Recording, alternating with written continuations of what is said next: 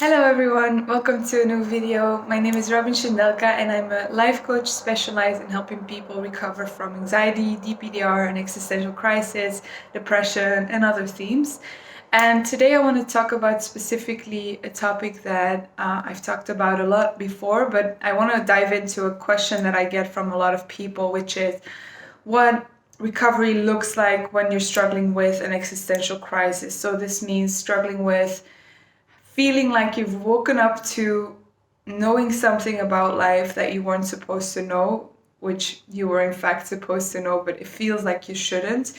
An existential crisis means you feel you've lost your identity because you know everything's transient. So this means everything passes. You're suddenly very aware of death. You're very aware of a possible lack of meaning in life. And an existential crisis is, for me, it always feels like a comparison to the feeling you have, like the feeling of the Matrix. So you feel like you've woken up to the reality of life. You've realized now how uncontrollable, uncertain life is, and also how many boundaries there are.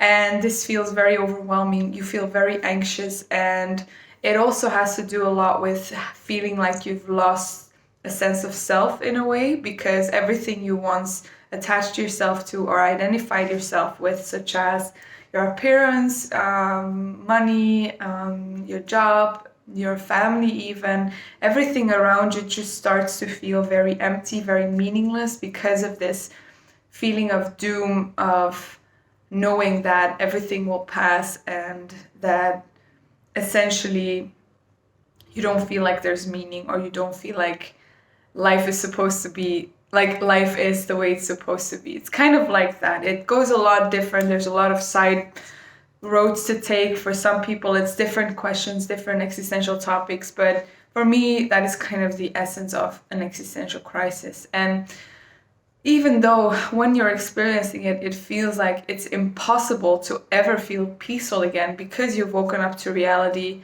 that life is not the way you thought it was before, and you can never change life. So you therefore think you can't change the way you feel about it, because you've attached your feeling of peace to the way life is, the way the world works, the way we exist.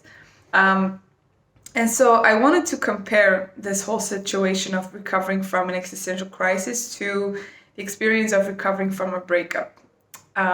While the two are very different, they hold a lot of similar ideas and a lot of similarities. And to start with, so first of all, a breakup is, especially when you're being broken up with, it is like you are put suddenly in a situation you really do not want to be. Same with the existential crisis. You suddenly wake up to a life that was already there before, but suddenly you've woken up to a completely different reality of life, a completely different perception of life. And that is the same with a breakup. So you're forced into a very uncomfortable situation you do not want to be at all. Trust me when I say you do not want to be there, because it's the most uncomfortable thing ever. I think the existential crisis is even more uncomfortable than a breakup. So that is the first thing that happens. Second thing is, you really, really, really want to go back to the way things were. So you really want to go back to being in the relationship. You really want to go back to being in the sleeping state, as a lot of people call it. A lot of people tell me, I wish I could just go back to sleep. But you can't, because you've woken up to a perception of reality that you cannot change anymore. And same with the breakup. You really just, the only thing you want is to feel happy again, which is, for you, means to be back in the relationship. Same with the existential crisis. The only way you feel like you can be happy again is to go back to the situation that it was before, where you were asleep and you didn't think about these topics. You didn't ask these existential questions. So that is the second kind of step that goes on. The third thing is that you really, really realize that you can't, and this is where the grieving starts. So the moment you realize you can't go back, it's like a going back and forth between step 2 and step 3. Same as with the breakup, you really have to grieve the relationship you've lost and the person you lost. But at the other end, you always just kind of go back to wishing that it was back like that, and the two come together. And in the existential stuff side, it's really grieving, first of all, the person you are. This is something I hear from a lot of people that I either coach in one-on-one coaching or that contact me just through YouTube or when they're doing one of my courses. They will say, oh, I really, really just miss the person I was. I wish I could just go back and be happy again and feel like my old self again. Like, I wish I could feel that perception again, but I can't. And they're in a sense grieving because they feel like they lost a very big part of themselves. And this is very normal because an existential crisis means you realize that a lot of the things you thought really mattered to you eventually are transient and will pass and change all the time, or in fact aren't very meaningful at all, like money, like status. So you have to let a certain part of yourself go. And I think a very big part in why an existential crisis feels so dreadful is that there's not a lot known on what it feels like after you're recovered, or what it looks like to get through the existential crisis. While everyone knows what it looks like to get through a breakup, if you get through a breakup eventually, or you're okay, you'll meet someone new, you will like grow as a person, do all these new things, work on yourself, become that girl or that guy, you know. So there's a lot of stuff out, there's a lot of knowledge on how to get through a breakup, because you know kind of intuitively, even though you don't feel like it, but you know you will be all right at the end, and you know that you might find someone new and that life will eventually be okay again, even though it feels extremely uncomfortable to be in a position of a breakup. But because the topic of an existential crisis is so unknown and not a lot of people really talk about it, or the thing is as well, once people get through their existential crisis, they no longer go online to share their experiences. They no longer go online to say, hey, I'm recovered. This is what happened. This is how I feel now, because people only go online to find answers when they're feeling so down. That is also why you should not be looking online too much. So I wanted to sketch some things that you should look forward to when you're going to be recovered from your existential crisis, because you will, just the same way you will get through a breakup, you will recover from your existential crisis. But first, most important thing you need to do is really, really surrender to this. Surrender to the process of struggling so much with leaving a lot of things behind and finding meaning in life again, even though it feels uncomfortable. So it's okay that it's uncomfortable. You're allowed to feel uncomfortable with this, but that doesn't mean you shouldn't surrender, because to surrender to this is the only way to go. So that is one thing. Again, it's a very abstract term to say for a very long process and a very complicated process for some. So I just wanted to put out there, if you're looking for personal guidance on this, I do coach one-on-one. So you can book a free intake session with me through my website. We can talk a little bit, see what you're struggling with.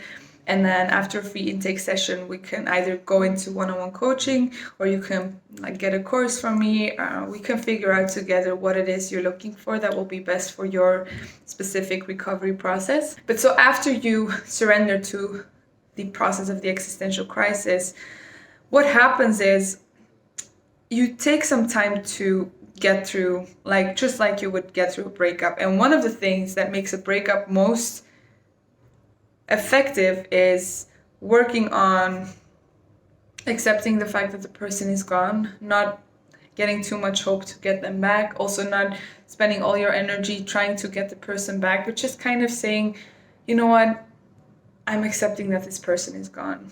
And with the same thing with the existential crisis, I'm accepting that life is going to be different now than what I thought it used to be. And I'm allowed to grieve about that. I'm allowed to feel sad about that. I'm allowed to feel all the emotions that come with that, because to feel negative emotions is not something wrong. You're very much allowed to grieve your past self, your past life, your past circumstances. But it also doesn't mean that they won't be the same again. It just means that for now, the moment that everything's different, you're allowed to grieve it. But then what happens after you get through a breakup? The whole process of a breakup is identifying yourself with you again, identifying yourself with the things you love to do again, finding meaning in yourself without the attachment to that other person. And I think for the existential stuff, it's completely the same. It's about finding out who you are on the inside. What does happiness mean in complete detachment from external circumstances? What does it feel like to feel unconditionally at peace?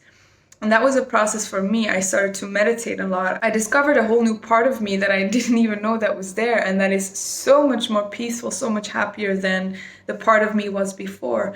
That's why I would never ever go back to who I was before the existential crisis, because my happiness was so temporary and was so conditioned by the things that were either present or absent in my life. So I think that is why an existential crisis is very necessary for a lot of people, because we attach so much to life, we attach so much to things, and they will never ever give us like sustainable happiness, sustainable peace. So once you've gotten through that period of a few months grieving and getting through the day and healing that wound of the trauma you have from having this awakening, you start to see life very differently. You start to feel happiness from within, not from external circumstances.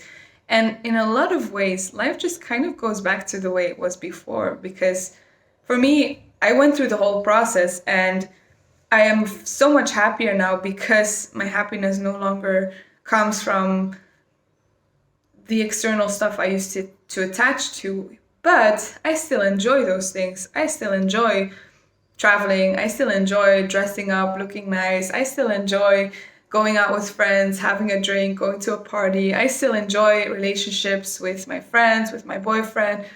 But it's different because I'm no longer so attached to them that it fears me to lose these things. And this means that you can even be more present in these things to enjoy, because there's no fear anymore of losing them, because you've already lost everything. If that makes sense. You've already lost everything by realizing that everything's transient.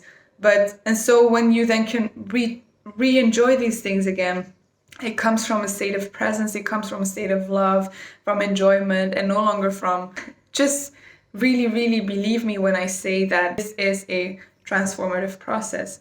This is a process that is turning you from a caterpillar that goes into a very dark cocoon and that feels very uncomfortable for a few months into a butterfly, just the same as with a breakup. And after a breakup, you also meet someone new. There comes a time when you feel happy again. There comes a time when you think about how you've not even thought about that person anymore.